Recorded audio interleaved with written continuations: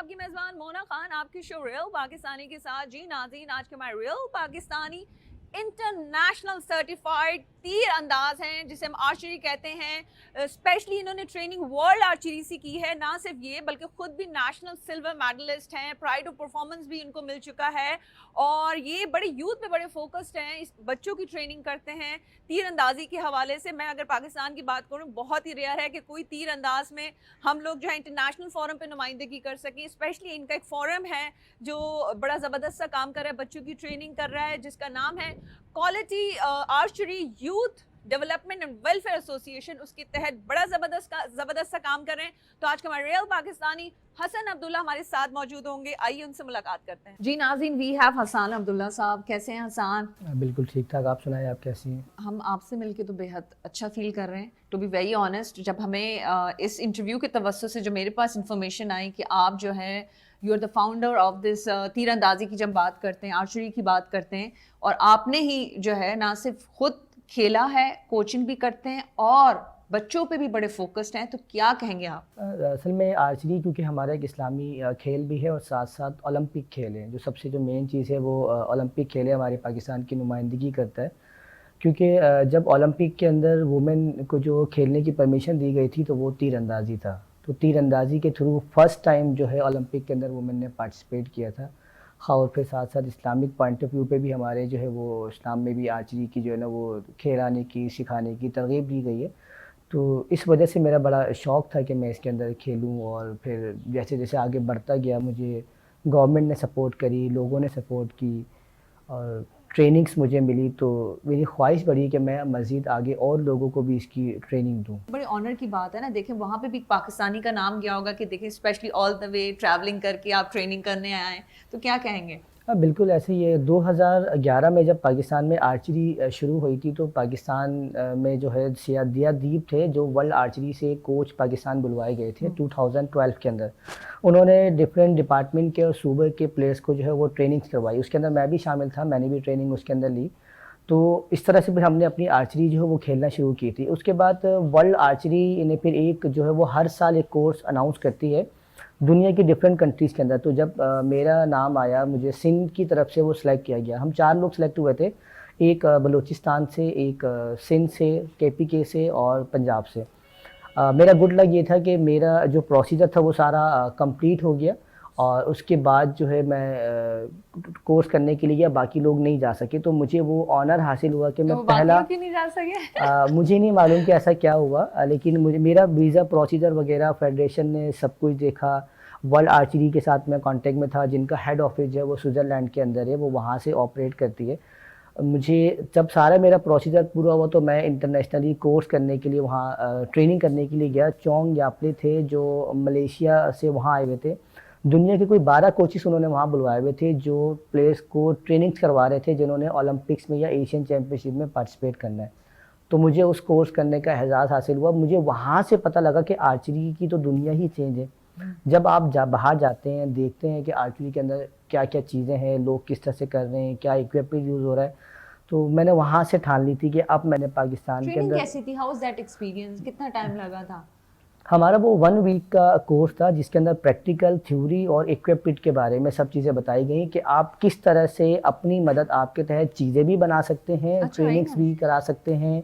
अगर आपकी चीज़ें डैमेज हो जाएँ तो उसे भी रिपेयर कर सकते हैं, और आप दूसरे कोचेस को किस तरह से आप ट्रेनिंग करवाएंगे शॉर्ट टाइम के अंदर, टेक्निक किस तरह से यूज़ होती है। जैसे दुनिया में कोरिया इस टाइम सबसे आगे है, इंडिया सबसे आगे है और यूएसए जो है वो टॉप के ऊपर जा रहा है। तो उन प्लेयर्स के साथ आप किस तरह से कॉम्पीट कर सकते हैं, अपने प्लेयर को आप कैसे ट्रेनिंग करा सकते हैं, तो वो इस ट्रेनिंग का पार्ट था।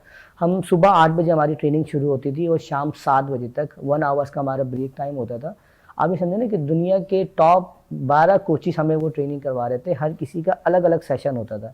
तो इट्स वेरी अमेजिंग कि जो है ना पाकिस्तान के अंदर हम वो जब सीख कर आए तो फिर हमने बहुत सारे बच्चों को ट्रेनिंग करवाई और कराची में डिफरेंट क्लब्स को ऑन किया, इंटरनेशनली पार्टिसिपेशन करवाई। 2016 में जब मेरा कोर्स हुआ तो 19 में हमारी टीम विनर हो गई थी। उस कोर्स की बदौलत मुझे 1 से 1.5 साल लगा और नेशनल में हमारी टीम जो है उन्होंने मेडल हासिल किया। 18 के अंदर जो है मैंने सिल्वर मेडल हासिल किया था 19 में जो है वो मेरी टीम ने, पूरी पाकिस्तान कस्टम की टीम को मैं उस टाइम रिप्रेजेंट कर रहा था, नेशनल टीम को ट्रेनिंग करवा रहा था। तो उस टीम ने जो है आर्मी जो है वो आपकी फर्स्ट थी, पाकिस्तान कस्टम सेकंड और वापदा थर्ड। तो ट्रेनिंग का जो है ना आपको कहीं ना कहीं एडवांटेज मिल रहा होता है कि आप किस तरह से अपने आप को बेहतर कर सकते हैं और लोगों को आप फ़ायदा दे सकते हैं। आप जहाँ देखते हैं कि जहाँ टैलेंट है, जहाँ पोटेंशियल है, बच्चे सीखना चाहते हैं, स्पेशली बच्चियों को आप एम्पावर कर रहे हैं, तो वहाँ पे किस तरह से आपसे अप्रोच करते हैं, फिर क्या किस तरह से सेशंस होते हैं, किस तरह से ट्रेनिंग होती है? और आपने मुझे टेक्निकल पॉइंट भी बताया था इसकी ट्रेनिंग के हवाले से, इसमें प्लीज़ आप मुझे ज़रूर बताइएगा कि जिस तरह से इसकी ट्रेनिंग ऐसी होती है, अगर बीच में छोड़ दी जाए तो दोबारा से ज़ीरो से आप स्टार्ट करते हैं, ऐसा कोई जो बच्चों का जो कांटेक्ट करने का जहाँ तक सवाल है, हमारी डिफरेंट अकेडमी है, स्पोर्ट बोर्ड में ट्रेनिंग सेंटर है हमारा, इसी तरह से कस्टम स्पोर्ट्स कॉम्प्लेक्स है, वहाँ पर ट्रेनिंग सेंटर है, डिफेंस के अंदर ट्रेनिंग सेंटर। तो कराची में हमारे को 20 से 22 ट्रेनिंग सेंटर हैं जो ट्रेनिंग्स करवा रहे हैं, जिनको हमने साल में सेलेक्ट किया होता है। हम साल में जो है ना 20 कोचेज सेलेक्ट करते हैं, उनको ट्रेनिंग करवाते हैं, फिर हम उनको अपने साथ 1 से 1.5 साल रखते हैं कैंप में अपने साथ।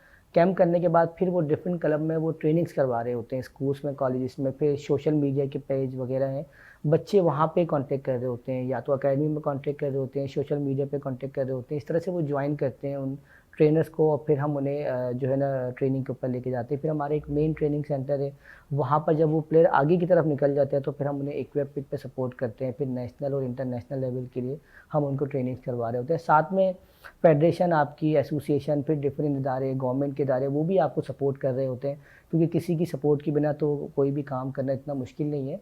यही वजह है कि हम जो है ना उन्हें ट्रेनिंग करवा रहे होते हैं, क्योंकि अगर ट्रेनिंग जब हम उनकी शुरू करते हैं, वो एक लॉन्ग टर्म तक ट्रेनिंग करें, जैसे 1 साल उन्होंने ट्रेनिंग करी, अब वो गैप दे देते हैं 1 मंथ का या 2 मंथ का, 3 मंथ का गैप जो है वो किसी भी स्पोर्ट्स के लिए इतना अच्छा नहीं होता है। क्योंकि अगर आपने माइंड बनाया हुआ है कि मैंने खेलना है ओलंपिक, ओलंपिक खेलने के लिए तो आपको दिन रात एक करना है, आपके पास तो कोई गैप का जो है ना कोई सोल्यूशन नहीं है, आप आराम नहीं कर सकते। तो आर्चरी के अंदर क्योंकि मसल्स का जो है वो यूज़ सबसे ज़्यादा है, जब मसल्स का यूज़ सबसे ज़्यादा है तो वहाँ पर आपने जो है ना अपने मसल्स को रिलैक्स नहीं करना। अगर आपके पास टाइम नहीं तो आप बेशक आप थोड़े से एरो प्रैक्टिस करें, लेकिन आपने प्रैक्टिस करनी होती है।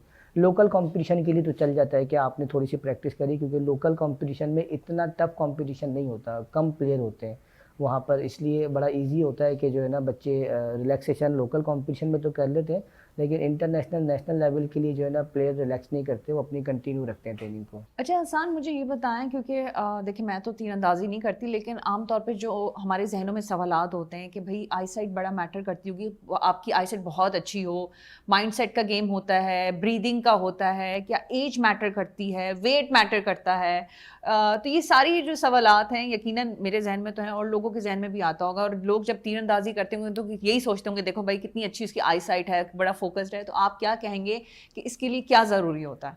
आर्चरी के अंदर जो है ना हमारा तो सबसे पहले एक सुन्नत रसूल है ना, हमारे नबी पाक सल्लल्लाहु अलैहि वसल्लम ने फरमाया कि अपने बच्चों को तीरंदाजी सिखाएं। तो जब मैंने आर्चरी शुरू की तो मुझे लगा कि ये सुन्नत रसूल तो है, कुछ तो होगा इसके अंदर। जब आर्चरी की ट्रेनिंग करी, लोगों को ट्रेनिंग करवाई, तो तब जाके पता लगा कि आपकी जो आईसाइट जो है वो आपकी फोकस को शार्प करता है। मैं ग्लासेस यूज़ करता हूँ 2.4, और मतलब मेरी हाई जो दूर की आईसाइट है वो वीक है, लेकिन नॉर्मली मैं इसको यूज़ नहीं करता, मैं इसे इसके बगैर जो है अपनी ड्राइविंग करता हूँ, क्योंकि मेरी जो दूर की देखने की सलाहियत है वो बेहतर हुई है बजाय कि इसकी ख़त्म हुई है। और मैं जब आर्चरी करता हूँ तो मैं ग्लासेस लगा के भी करता हूँ और विदाउट ग्लासेस भी लगाता हूँ। तो एक टाइम ऐसा आएगा कि आपकी आईसाइट जो है मज़ीद और बेहतर होती जाती है। तो ये आपका वीक पॉइंट नहीं, ये आपका स्ट्रॉन्ग पॉइंट है। आर्चरी में ये आपको स्ट्रॉन्ग ही करता है। रही बात मेंटली लेवल की, तो इसके अंदर फिर वही बात है कि एक और एडवांटेज इसके अंदर छुपा हुआ वो है आपका फोकस। आपको मेंटली ये स्ट्रॉन्ग करता है। कुछ बच्चे मेरे पास ऐसे हैं जो ट्रेनिंग करने वो इसलिए आते हैं, वो नावल निगार हैं, वो लिखते हैं, वो इसलिए हमारे पास ट्रेनिंग करने आते हैं कि सर हमें याद नहीं होता, हमारा फोकस एक जगह पे नहीं है, हम जब भी कुछ करने की कोशिश करते हैं तो हमारा ध्यान कहीं और चला जाता है। तो हमने आर्चरी की ट्रेनिंग लेनी, तो मैंने उनसे पूछा आपको किसने सजेस्ट किया? सर हमने वीडियोस देखी, हमें डॉक्टर ने सजेस्ट किया कि आप आर्चरी करें ताकि आपका फोकस एक जगह पे रुके और फिर आप जो है उसको अपनी जो भी चीज़ आप करना चाह रहे हैं, क्योंकि आपको ये स्टडी में बहुत ज़्यादा हेल्प करता है। आपने एक तीर मार रहे हैं आप बुल्स आई पे सेंटर में, आप घर वालों ने आपको सौदा लाने के लिए कहा हुआ और आप भूल गए, अब आप तीर अंदाजी कर रहे हैं, क्योंकि आपके दिमाग में चल रहा है जब तक येलो नहीं लगेगा, सेंटर हिट नहीं होगा, मैंने नहीं जाना। वो आपके फोकस को मज़ीद और शार्प कर रहा होता है, आपके दिमाग को और मज़ीद स्ट्रॉन्ग कर रहा होता है। तो जब आप स्टडी में पेपर की तैयारी अपनी आप कर रहे होते हैं तो वो आपका जो ध्यान है वो उसी जगह पे रखता है, वो कहीं और भटकने नहीं देता। वो आर्चरी आपकी ये प्रैक्टिस करवाता है कि आप अपनी कोई भी काम करने की जो चाह रहे हैं, जो भी आपने करना है वो आप उसे कंप्लीट उसी तरह से करते हैं। तो ये आपका और वीक इसमें पॉइंट नहीं हुआ। एज का, मैं जिस तरह से मैंने कहा था, एज मैटर नहीं करता। फिर एक और एडवांटेज है कि इसके अंदर एज मैटर नहीं करती, बल्कि अगर आप 5 साल से 4 साल से बच्चों को स्टार्ट करवा सकते हैं, और लोग कर रहे हैं दुनिया के अंदर जो है वो 5 साल से बच्चे आर्चरी करना शुरू कर देते हैं। 154 ममालिक पार्टिसिपेट कर रहे हैं। मेरे पास जो सबसे जो बड़ी एज के जो आर्चरी कर रहे हैं वो उनकी है 56 एज, और अच्छा, वो really? नेशनल प्लेयर हैं और नेशनल गेम्स में उन्होंने पार्टिसिपेट किया है, और पाकिस्तान नेवी को उन्होंने जो है वो रिप्रेजेंट किया है। और सबसे छोटी बच्ची जो मेरे पास नेशनल के लिए वो 12 साल की है, इस टाइम वो 8 क्लास में पढ़ रही है, और 70 मीटर पे नेशनल होती है। ये समझ लें कि जो फुटबॉल का जो ग्राउंड होता है ना, एक गोल पोस्ट से दूसरे गोल पोस्ट तक, आपको एक गोल पोस्ट से दूसरे गोल पोस्ट पे आपको एरो मारना होता है। तो इतने डिस्टेंस के ऊपर आर्चरी के कंपटीशन होते हैं। तो एज का आपको यहाँ पे कोई भी वो नहीं है कि आप इतने एज का बच्चा या इतने वेट का जो बच्चा आर्चरी कर सकता है और नहीं कर सकता। एंड व्हाट अबाउट इक्विपमेंट्स, क्योंकि वो कहाँ से, आपने कहा कि आपकी ट्रेनिंग में ही सिखाया भी जाता है कि किस तरह से आप इसकी टूल्स पे इस पे इक्विपमेंट्स बनाए, डिजाइन कर जब सकते आप हैं। वो यूज़ कर रहे होते हैं तो उसके अंदर जो है आपके ILFO अगर आप यूज़ कर रहे हैं तो उसके अंदर आपकी ट्यूनिंग से रिलेटेड इक्विपमेंट आपको जो है ना बार बार, जैसे आपकी गाड़ी है आपने उसकी ट्यूनिंग करनी, इसी तरह हमारी इक्विपमेंट की भी ट्यूनिंग होती है, वो आपको करनी होती है। स्ट्रिंग है वो आपकी डैमेज हो गई है, वो आपको रिपेयर करनी है। एरो आपके डैमेज हो गए हैं, वो आपको रिपेयर करने हैं। टारगेट आपके डैमेज हो गए हैं, वो आपको रिपेयर करने हैं। तो वो सब चीज़ें सिखाई गई हैं, क्योंकि पाकिस्तान में कोई भी इक्विपमेंट अवेलेबल नहीं है। अब आपकी अगर कोई चीज़ डैमेज हो गई तो आप क्या करेंगे, आपको मंगानी पड़ेगी।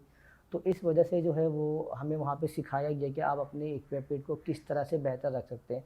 आप ये समझ लें कि एक बाइक का मैकेनिक है तो हम आर्चरी इक्विपमेंट के भी मैकेनिक हैं, क्योंकि उसकी हर चीज़ हमें जो है वो बनाना सिखाई गई है कि आप उसको रिपेयर भी कर सकते हैं। उसको अगर आप असेंबलिंग कोई नई चीज़ बनाना चाहें, प्रोड्यूस करना चाहें पाकिस्तान के अंदर तो कर सकते हैं, लेकिन क्योंकि पाकिस्तान में इतने ज़्यादा आर्चर नहीं है जिसकी वजह से उसकी कोई इंडस्ट्री लगाई जाए या कुछ उस पर इन्वेस्टमेंट किया जाए जिसकी वजह से आप पाकिस्तान के लोगों को जो है ना ये सपोर्ट दें। अच्छा हसान, मुझे ये बताएं, क्योंकि आपके बच्चे इंटरनेशनल फोरम पे जा चुके हैं, तो कौन कौन से ऐसे फोरम्स हैं या चैंपियनशिप हैं जहाँ वो जा चुके हैं, पाकिस्तान की नुमाइंदगी कर चुके हैं? इंटरनेशनली एक जॉइंट ट्रेनिंग प्रोग्राम होता है, वहाँ पर बच्चे पार्टिसिपेट कर चुके हैं। रशिया का एक वर्ल्ड फ्रेंडशिप गेम्स है, वहाँ पर बच्चे पार्टिसिपेट कर चुके हैं। ग्रैंड प्रिक्स है काज़ाकिस्तान, वहाँ पार्टिसिपेट कर सके। तो बहुत सारे कंपटीशन में, सिंगापुर एक ओपन हुआ था जहाँ पे टीम गई थी, उनमें पार्टिसिपेट किया था। श्रीलंका में बच्चे पार्टिसिपेट कर चुके हैं। बहुत सारी कंट्रीज़ के अंदर जो है वो बच्चे भी, ये मैं आपको वो बता रहा हूँ जो कराची के बच्चों ने पार्टिसिपेट किया है। अगर ओवरऑल पाकिस्तान की बात की जाए तो फिर तो बहुत सारी कंट्रीज़ के अंदर बच्चे खेलने के लिए गए हैं। मैं ये मेडल भी देख रही थी तो मेरी तवज्जो वहाँ बार बार जा रही थी। आपको सिल्वर मेडल भी मिल चुका है, ये आपको प्राइड ऑफ परफॉर्मेंस भी मिल चुका है। तो मुझे ये बताएं, अब किन आपको अवार्ड्स पे नज़र है या मेडल्स पे आपकी नज़र है कि नहीं, मैं नहीं तो मेरे बच्चे ही स्पेशली पाकिस्तान के लिए लेकर आएँ? और अगर ये मेडल आप चाहें तो हमारे नाज़रीन के साथ शेयर भी कर सकते हैं, किन ओकेजन पे आपको मिले हैं? हर किसी की मेडल की जो नज़र है वो एक ही होती है, वो सब की चाहत होती है कि वो उस मेडल तक पहुँचे। जब प्राइड ऑफ परफॉर्मेंस मिला या नेशनल मेडल मिला तो या ओलंपिक मेडल, तो मुझे सबसे बड़ा जो मेडल जो लगता है वो है जो आपको गवर्नमेंट ऑफ पाकिस्तान आपको देती है सिविल अवार्ड्स के अंदर। डेफिनेटली आपको उसके लिए बहुत सारी ऐसी चीज़ें करनी होती है जब आप वहाँ तक पहुँचते हैं। तो मेरे लिए एक बड़ी एक ऑनर की बात है कि मेरा लिस्ट में नाम गया हुआ है। अवार्ड्स के लिए तो नहीं, लेकिन प्राइम मिनिस्टर का एक प्रोग्राम होता है जिसके अंदर वो तमाम स्पोर्ट्समैन के साथ बैठ के सजेशन लेते हैं कि आप स्पोर्ट्स को किस तरह से आपको नामजद किया गया? नामजद किया गया, तो उस लिस्ट के अंदर मेरा नाम है। तो लेकिन मेरी नज़र उसी मेडल के ऊपर है जो मिलना चाहिए। तो कोशिश भी उसी की जा रही है। मैं उसी तरह से काम कर रहा हूँ कि पाकिस्तान में अगर हम कुछ बेहतरी लेकर आते हैं, कुछ अच्छा करते हैं स्पोर्ट्स के लिए, तो डेफिनेटली वो मेडल भी मिलेगा। ये वही ना सर, ये जो मेडल्स ये सामने रखे हैं, ये किन ओकेजन्स पे आपको मिले?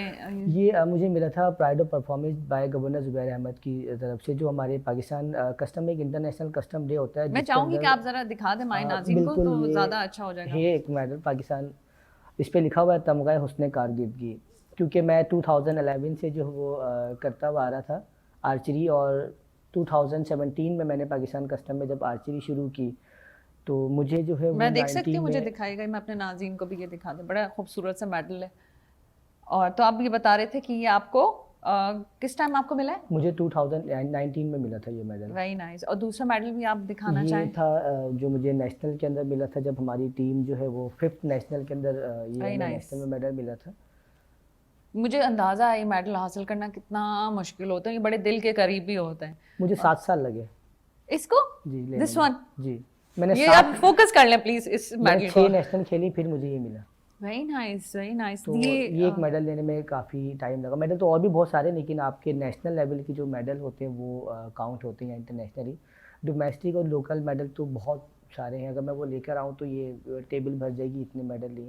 अच्छा, लेकिन सबसे ज़्यादा इनको मुझे टाइम लगा। यू फील लाइक स्कोप है, बच्चे आना चाह रहे हैं, अगर इस पे काम किया जाए, जैसे आपने कहा कि नहीं दीगर एसोसिएशंस हैं, गवर्नमेंट भी समहाउ बहुत ज़्यादा इस चीज़ को जब नज़र आता है तो सपोर्ट करती है, तो आप क्या कहेंगे? बिल्कुल देखें, अब जब 2011 की अगर मैं आपको बताऊँ ना, 2011 से 2018 तक टोटल 6 प्लेयर थे सिर्फ सिंध में, कराची में, एक उसके अलावा कोई प्लेयर नहीं था। और अभी की अगर बात की जाए तो 2000 प्लस है, और Very जिनके nice. पास इक्विपमेंट है वो 200 प्लस है। हमारी एक आर्चरी के अंदर इक्विपमेंट सबसे इम्पॉर्टेंट होता है, एक्सपेंसिव भी होता है। एक्सपेंसिव भी होता है। तो अब प्लेयर बहुत ज़्यादा हैं, तो गेम बढ़ रही है। पहले हम जब स्कूल्स के अंदर कहते थे कि आप ग्रास रूट लेवल पे, क्योंकि आर्चरी या कोई भी स्पोर्ट शुरू होनी चाहिए, तो स्कूल्स डरता था कि हम आर्चरी नहीं कराएंगे, किसी को लग ना जाए। तो हमें बहुत 7-8 साल लगे उनको कन्विंस करने में कि हम क्वालिफाइड हैं, इंटरनेशनल ही हैं, आपके बच्चों को कुछ नहीं होगा।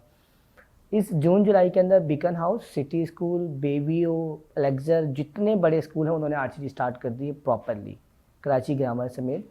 तो अब आर्चरी अगर आपकी स्कूल्स में शुरू हो गई है तो बहुत कम टाइम के अंदर आप देखेंगे कि ये तमाम स्पोर्ट्स को पीछे छोड़ देगी। उसकी वजह ये इंडिविजुअल एक्टिविटी है, आप के साथ कोई इसके अंदर वो वाला सिस्टम नहीं है, बेईमानी नहीं है, आपकी जगह कोई और खेलने नहीं जा सकता। तो सबसे बड़ा फ़ायदा इसके अंदर जो है वो ये है, क्योंकि आपने जितने भी एरो शूट किए टारगेट के ऊपर, हर किसी को नज़र आ रहा है आपका स्कोर क्या है, देन आप सिलेक्ट होंगे और आप खेलने के लिए जाएंगे। अच्छा, मुझे एक और चीज़ बता, नींद कितनी इंपॉर्टेंट होती है, एक चीज़, दूसरी चीज़ हाइट कितनी इंपॉर्टेंट होती है? आर्चरी में हाइट का बहुत ज़्यादा फ़ायदा है, हाँ। बहुत ज़्यादा फ़ायदा हाइट जितना का है, मतलब जितने आप टॉल होंगे उतना अच्छा है। क्योंकि इसके अंदर आपकी ड्रॉ लेंथ बढ़ जाती है। मतलब जो आप कमान खींच रहे हैं उसकी आपकी ड्रॉ लेंथ जब बढ़ जाएगी तो आपका तीर उतनी तेज़ी से हो जाएगा।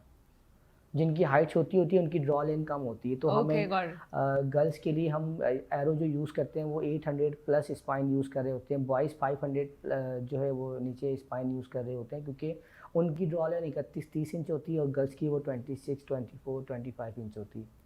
तो जस्ट हाइट का बिकॉज जो ऑफ द बहुत हाइट। एडवांटेज होता है। तो और नींद कितनी पूरी होनी चाहिए? नींद नॉर्मली जो अगर आप साइंस को लेकर चलें तो उस हिसाब से जो आपकी बॉडी जो पिछले 8-10 साल से अपनी बॉडी को एडजस्ट किया हुआ है, कुछ लोगों ने 10 घंटे के लिए किया हुआ है, कुछ लोगों ने 8 घंटे के लिए। मेरी जो नींद है वो 7 घंटे की नींद होती है। मैं नींद पूरी करना ज़रूरी है। बिल्कुल ज़रूरी है, किसी भी खाली स्पोर्ट्स के लिए नहीं, हर चीज़ के लिए। अगर आप ऑफिस भी काम करने जा रहे हैं तो नींद तो बहुत इंपॉर्टेंट है। नहीं, वो फोकस की आपने बात की ना, तो मुझे सारा ध्यान ही मेरे इस पे कि भाई आप अपने माइंड को फ्रेश रखें, कोई टेंशन वाली बात ना हो, सब चीज़ें भूल जाएं। आप बहुत सारी टेंशनें लेके आएँ, लोगों से लड़कर आएँ, जब आप आर्चरी में आते हैं तो सब भूल जाते हैं आप। अच्छा, वेरी नाइस। आपको याद नहीं रहता, आपको याद होता है कि मेरा अभी तक येलो क्यों नहीं लगा। कि पाकिस्तान कब आने वाले दिनों में हमारी नुमाइंदगी रहेगी आर्चरी के हवाले से? कुछ काम हो रहा है, कुछ आप लोग मिलके करें भाई, हमारे बच्चे वहाँ पे भी उस फोरम तक तो पहुँचे। इसके लिए मैं अभी एक वीडियो देख रहा था, जियो के ऊपर वीडियो चल रही थी स्पोर्ट्स के हवाले से, कि पाकिस्तान का जो स्पोर्ट्स का दस्ता है वो हमारा बड़ा क्यों नहीं हो पा रहा। 24 करोड़ की आबादी है, सिर्फ 3-4 मुश्किल से प्लेयर जो वो भी क्वालिफाइड नहीं किया उन्होंने, वाइल्ड कार्ड्स के ऊपर जा रहे हैं, जिसमें से 1-2 हैं उन्होंने क्वालिफाई किया। तो गवर्नमेंट इसके ऊपर कोशिश कर रही है कि ओलंपिक के लिए प्लेयर्स को तैयार किया जाए, इंटरनेशनली कोचेस बुलवाए जाए, उनको फैसिलिटेट किया जाए, क्योंकि हमारा काम तो होता है ट्रेनिंग करवाना, प्लेयर्स को सपोर्ट करना, उनको ग्राउंड में लेकर आना, उनको इस लेवल तक पहुंचा देना कि 99 पे तो हम प्लेयर पहुंचा देते हैं। अब उसको 100 प्लस करना जो वो गवर्नमेंट की सपोर्ट के बिना नहीं हो सकता, या फेडरेशन की सपोर्ट के बिना वो नहीं हो सकता। कोशिश हो रही है कि स्पोर्ट्स बेहतर हो पाकिस्तान में, आहिस्ता आहिस्ता बेहतर भी हो रही है। पहले कोई भी प्लेयर जो है वो क्वालिफाई नहीं करता था, इस दफ़ा 2-3 प्लेयर्स ने क्वालिफाई किया। तो उम्मीद है कि आने वाले वक्तों के अंदर प्लेयर जो है वो ज़्यादा से ज़्यादा क्वालिफाई कर सकेंगे। अच्छा, मुझे ये बताएं, जिस तरह से आप बात कर रहे थे, ये तो ओलंपिक्स की बात की, आप खुद किन इवेंट्स पे ज़्यादा फोकस्ड हैं चैम्पियनशिप में? क्योंकि आप लोगों की अपनी एक कैलेंडर होगा स्पोर्ट्स का, जिसके मुताबिक जो है आप समझते हैं कि पाकिस्तान, क्योंकि आपके बच्चे अभी भी ट्रेनिंग कर रहे हैं, आप देखते भी हैं, तो अब जाके पाकिस्तान की नुमाइंदगी करेंगे। मेरा जो सबसे ज़्यादा फोकस है, मैं चाहता हूँ कि पाकिस्तान में ही इंटरनेशनल कंपटीशन जो है वो होने चाहिए। अच्छा, दुनिया very को nice. हम यहाँ पर लेकर आए ना, हम अपने मतलब 3 बच्चे हम बाहर ले जाके उनको एक्सपोजर दें, वो सीख कर आएँ, या वो क्या एंटरटेन इस पे हो काम या किया वो, जा सकता है तो आपका अगर आइडिया? लेकिन हम क्यों ना हम बाहर से 200-300 प्लेयर यहाँ बुलवाएं और हम अपने 1000 बच्चों को जो है वो सपोर्ट करें, तो वो ज़्यादा बेटर है। हमें दुनिया को पाकिस्तान में लाना चाहिए। तो मेरी कोशिश है कि हम इंटरनेशनल कंपटीशन जो वो पाकिस्तान के अंदर ऑर्गेनाइज़ करें, जिसके अंदर कंट्री जो है वो पाकिस्तान आना चाहती हैं और खेलना भी चाहती हैं। लेकिन आपको मालूम है कि पाकिस्तान की गवर्नमेंट जब तक इसकी इजाज़त नहीं देगी, आपकी आईपीसी मिनिस्ट्री इसकी परमिशन नहीं देगी, स्पॉन्सर्स की सपोर्ट नहीं होगी, उस वक्त तक इंटरनेशनली पाकिस्तान में आर्चरी कंपटीशन नहीं हो सकता। लेकिन 2023, 4, 22 के अंदर इंटरनेशनल कंपटीशन पाकिस्तान में होना शुरू हो गए हैं। कबड्डी का कंपटीशन हुआ है, ताइक्वांडो का हुआ है, बॉक्सिंग का हुआ है, फुटबॉल के हुए हैं। तो इंशाल्लाह आर्चरी के भी इंटरनेशनल कंपटीशन पाकिस्तान में ज़रूर होंगे। बट तो कोयटा आपने बताया था, कोयटा में भी अभी कोयटा recent- में नेशनल गेम्स हमारी जो होती है हर 4 साल बाद होती है। तो इस दफ़ा जो है वो पिछले साल नेशनल गेम्स कोयटा में हुई, उससे पहले जो हुई थी वो पेशावर के अंदर हुई थी। पर कराची से हमारे बच्चे गए थे खेलने के लिए, 22 जो प्लेयर थे उन्होंने पार्टिसिपेट किया था नेशनल गेम्स कोयटा के अंदर। उसमें 3rd पोजीशन आई थी। मेरे कुछ बच्चे जो वो एचईसी के अंदर रिप्रेजेंट कर रहे थे, तो एचईसी के अंदर जो उनकी 3rd पोजीशन आई थी। अच्छा, वैसे जब आपके बच्चे जाहिर सी बात है जब जाते हैं उस गेम में, स्पोर्ट्स में, क्या एडवाइस करते हैं जाते हुए? कान में क्या क्या बात करते हैं कि भाई ये बात तुमने याद रखनी है कि वो बोले बड़े कि हमने बस ये खेल के आना है? ये एक ऐसी बात है कि अगर मैं बता दूं तो सबको पता लग जाएगा। फिर जो है तो आप ये बात कान में ही कह सकते हैं। ये एक बात कान में कही जा सकती है, क्योंकि वो एक ऐसी बात है जिसकी वजह से गेम पे बड़ा फ़र्क पड़ता है, तो हम उन्हें वो ज़रूर कहकर भेजते हैं। लेकिन एक चीज़ मैं आपको ये बता सकता हूँ, जो अपना दिमाग घर पे रख के आया करें। जब मेरे पास आए तो आपका दिमाग यहाँ नहीं होना चाहिए, क्योंकि आर्चरी में प्लेयर कम कोच ज़्यादा खेल रहा होता है। क्योंकि जब प्लेयर आपका शूटिंग कर रहा होता है तो पीछे जो बायनोकुलर पे वो कोच खड़ा हुआ होता है। प्लेयर ने एरो हिट किया तो प्लेयर को ये तो पता है कि उसने एम करके एरो मार दिया, लेकिन उसे ये नहीं मालूम होता कि एग्जैक्ट लगा कहाँ पर है। पीछे से कोच बताता है, हम क्लॉक वाइज बताते हैं कि 10 o'clock 6 पे लगा है। अब प्लेयर को हमने बताया कि 10 o'clock 6 पे लगा है, हमने प्लेयर को कहा कि अपनी साइड को थोड़ा सा एडजस्ट करें और यहाँ पे लेकर आएँ। और अगर प्लेयर वो बात ना माने, वो अपनी मर्जी चला दे, नेक्स्ट एरो में हम फिर उसको कोई और अच्छा, वो चेंजिंग ऐसा भी करवा हो दें। सकता है कि आपका प्लेयर नहीं सुनता कोच की बात? ये कैसे हो सकता है? ऐसा हो सकता है क्या? ऐसा हो नहीं सकता, लेकिन कभी कभार तो हो सकता है ना कि आपने किसी यूनिवर्सिटी से प्लेयर को सिलेक्ट किया, आप किसी और टीम को सिलेक्ट कर रहे हैं, तो उनके साथ आपकी अंडरस्टैंडिंग नहीं है। तो हो सकता है कि वो कुछ लोग ऐसे होते हैं जो अपने आप को बहुत बड़ा समझते हैं, तो सम टाइम ऐसा होता है, तो हम उन्हें कहकर आते कोच हैं। का तो काम ही यही है, उसकी जो है जाहिर सी बात है। जब हमें एक कंपटीशन का एक एक्सपीरियंस रहा है आप इंटरवर्सिटी मुझे का। बताएं, आपने अपनी कोच की कितनी बात सुनी है? ये तो आप ये बताएं ना, क्योंकि अब आपने अपने एक्सपीरियंस को तो मुझे शेयर नहीं किया, आप खुद भी खेलते रहे, अभी तो कोचिंग की तरफ ज़्यादा फोकस्ड हैं।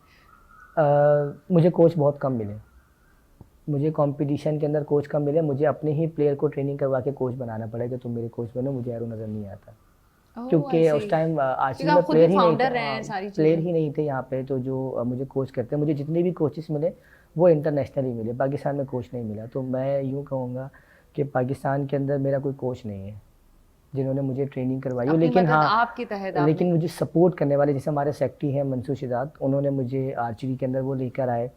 जुल्फ़िकार हैं लाहौर के, वो जब एबटाबाद आर्मी में ट्रेनिंग करवाते तो मैं उनसे एरो लेने गया था, तो मैं कुछ टिप्स उनसे वहाँ लेकर आया। लेकिन प्रॉपर मेरे साथ कोई 1 वीक भी कोई एक भी कोच मेरे साथ नहीं रहा। और जब आपके जाहिर सी बात है आपकी कामयाबी जब मिलती है तो आपके पेरेंट्स खुश होते हैं, फैमिली खुश होती है। मेरे पेरेंट्स उनका नाराज थे। क्या जो इजहार उन्होंने किया था, जाहिर सी बात है आप पहले कोच हैं, इस तरह से? नहीं, मेरे पेरेंट्स को बिल्कुल भी पसंद नहीं था स्पोर्ट्स में, आर्चरी में, क्योंकि मेरे जो पेरेंट्स हैं वो बाहर रहते थे।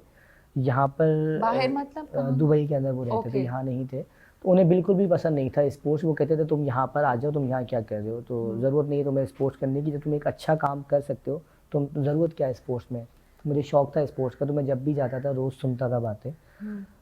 तकरीबन को 5-6 साल मैंने सुनी है उनसे कि अपना टाइम ज़ाया करो, बर्बाद कर रहे हो। खुद को मनवाया कि मैं कर सकता हूँ, बिल्कुल तो ऐसे फिर ही। जब आपने ये कर लिया उसके बाद उनकी सोच चेंज हुई? हाँ, कुछ कहा चेंज हुई। 2 दिन पहले मेरी क्लोजिंग सेरेमनी थी इसी पीछे इंडोर हॉल में, तो उन्होंने बोला मैं एक गेस्ट लेके आ रहा हूँ, आपने उनसे मेडल पहनवाना है। मैंने कहा ज़रूर लेकर आइए। देखिए, वेरी नाइस। तो ये होती है कि टाइम मुश्किल, ये भी खूबसूरती होती है कि जितनी आपको मुश्किलात मिलें और लोग जो है वो आपको इस तरह से हौसला अफजाई ना करें, और लेकिन आप फोकस रहें, कोई आर्चरी की तरह के फोकस रहें। तो मैं चाहूंगी हमारे देखने वालों के लिए आप क्या पैगाम देना चाहेंगे, नाजरीन के लिए? स्पोर्ट्स जो है वो कोई भी हो, मैं आर्चरी नहीं कहूँगा, स्पोर्ट्स जो है वो करनी चाहिए बच्चों को, कोई भी स्पोर्ट्स हो। अगर आप आर्चरी करते हैं तो इंसान की ज़िंदगी में 3 आपको तो फ़ायदे मिलेंगे। एक, आपका बच्चा कोई भी आप उसको फ़ील्ड में डालें, किसी भी काम में डालें, आपने देखा होगा कि दुनिया में लोग काम करते हैं, कोई एक बिज़नेस करते हैं, 3 महीने 4 महीने चला, नहीं चला उसको छोड़ा, दूसरा कर लिया, फिर तीसरा कर लिया। आर्चरी आपकी ये आदत बनाता है कि जब तक एक टारगेट आपका अचीव ना हो जाए आप छोड़ते नहीं हैं। तो आपको एक बेहतर बिजनेसमैन, एक बेहतर इंसान बनाता है। आप कहते हैं ना कि गोरे अंग्रेज़ वो लोग कामयाब हैं, वो दुनिया में आगे जा रहे हैं, वो इसलिए कामयाब है कि वो एक चीज़ को पकड़ते हैं, वो जब तक नहीं छोड़ते जब तक वो कंप्लीट ना हो जाए। दूसरा आपको एडवांटेज ये देता है कि हम छोटी-छोटी बात पे लड़ जाते हैं अपने ख़ानदान वालों से, दोस्तों से, लोगों से, तो हमारे झगड़े फ़ौरन हो जाते हैं। आर्चरी आपकी ये आदत जो है वो ख़त्म कर देता है, वो आपकी फ्रस्ट्रेशन को कम कर देता है। अगर एक इंसान की ज़िंदगी में से उसका गुस्सा ही ख़त्म हो जाए, तो उसके दोस्त बढ़ते हैं, कम नहीं होते, उसको सपोर्ट करने वाले बढ़ते हैं, लोग बढ़ते हैं, कम नहीं होते। तो दुनिया में आप देखेंगे कि अंग्रेज़ जो है वो आपको सपोर्ट कर रहा होता है, आपसे वो लड़ता नहीं है, वो आपसे हमेशा खुश इखलाक आपसे मिल रहा होगा, तो ये आदत आपके अंदर करता है। तीसरा, आपको ये मेंटली सपोर्ट करता है, स्ट्रॉन्ग करता है आपको। अगर आप मेंटली स्ट्रॉन्ग हो जाएँ, आपके अंदर ये सलाहियत आ जाए कि आप कोई भी सोचना चाहें, कोई भी काम करना चाहें, तो आपको दिमागी तौर पे आप स्ट्रॉन्ग हो। बहुत शुक्रिया जी नाज़रीन, ये थे हमारे रियल पाकिस्तानी हसन अब्दुल्ला। आपने इनकी गुफ्तगू सुनी और मुझे इनकी बातों में एक बात जो बड़ी अच्छी लगी थी, इन्होंने कहा एक तरह से कि मुझे ज़िंदगी में उस्ताद नहीं मिले, और लेकिन मैंने खुद जो है अपने टैलेंट को ढूंढा, तलाश किया और किया। लेकिन जो लोग जिनकी ज़िंदगी में कोच हैं, ट्रेनर हैं, उस्ताद हैं, उनकी प्लीज़ कदर करें। अब जिस तरह से हसन ने कहा था कि आप जब अपनी आर्चरी में होते, तीरंदाजी कर रहे होते, तो अपनी कोच की, उस्ताद की बात सुनें। तो इसी तरह लाइफ में कोई भी आप काम करें, कोई भी स्पोर्ट्स हो या आपकी स्टडीज़ हो, कोई भी चीज़ हो, लेकिन अगर आपके उस्ताद हैं उनकी बात ज़रूर सुनें, क्योंकि अगर आप अपनी उस्ताद की, अपनी कोच की, अपनी ट्रेनर की बात सुनेंगे, यकीनन जो है कामयाबी जो है आपके लिए आसान हो जाएगी, और आप जो काम करना चाहते हैं उसमें भी आसानी होगी। इसी बात के साथ अपना बहुत ख्याल रखें। मुझे मोना खान को इजाज़त दीजिएगा। पाकिस्तान जिंदाबाद।